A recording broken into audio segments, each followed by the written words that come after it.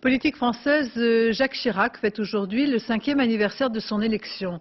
La perspective des échéances de 2002 et l'arrivée de Jérôme Monod, qui a quitté la présidence de Suez Lyonnaise des Eaux pour l'Élysée, donne une nouvelle dynamique où la communication et l'image présidentielle seront sans doute le nerf de la guerre.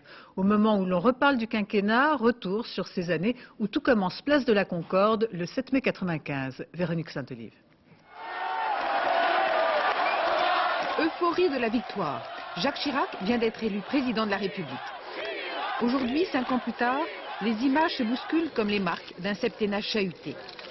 Il y a eu la réforme de l'armée, très populaire, avec la suppression du service militaire. Et puis surtout, l'engagement de la France dans l'euro, la grande affaire de Jacques Chirac. Pour réduire les déficits, le président de la République oublie alors la fracture sociale, son thème de campagne. Alain Juppé à Matignon, l'heure est à la rigueur et aux rigidités. Les Français sont dans la rue. Jacques Chirac, persuadé que la France est bloquée dans ses réformes, dissout l'Assemblée nationale. Aujourd'hui, je considère en conscience que l'intérêt du pays commande d'anticiper les élections. La droite est un champ de ruines. Jacques Chirac, les ailes coupées, inaugure la cohabitation avec Lionel Jospin. Alors le président de la République se rabat sur la politique étrangère. Il multiplie les voyages, reçoit à l'Élysée, affiche à chaque occasion ses liens personnels et privilégiés avec les grands de ce monde.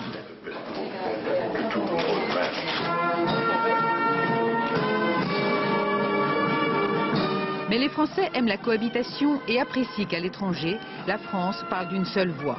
Comme en juin 1999, lorsque le président de la République et le Premier ministre gèrent ensemble la guerre au Kosovo.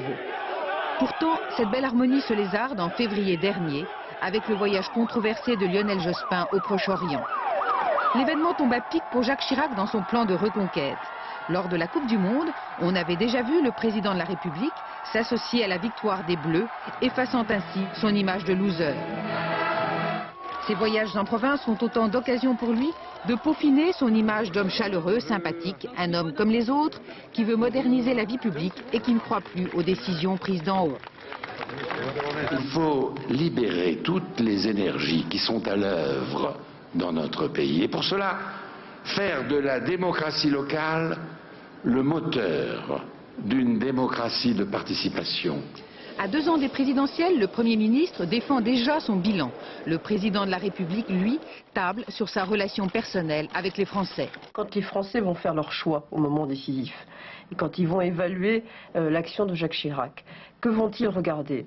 La première séquence avec un jugement assez sévère, ou bien la deuxième séquence qui certes est plus favorable, mais qui est une configuration où les Français savent que le président a en réalité peu de pouvoir.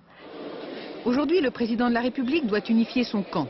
Les élections municipales à Paris, puis les législatives, seront pour lui les 2 premières redoutables épreuves d'une campagne présidentielle déjà bien ouverte.